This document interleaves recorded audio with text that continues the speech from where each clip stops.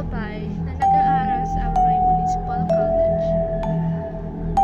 Siya ay naninirahan sa isang lugar kung saan mas pinili niyang mag-isa.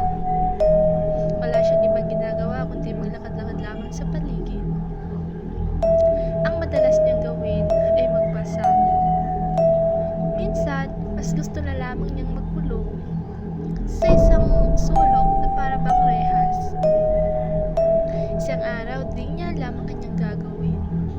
Kaya pumunta ito sa labas at naglakad-lakad habang nagbabasa.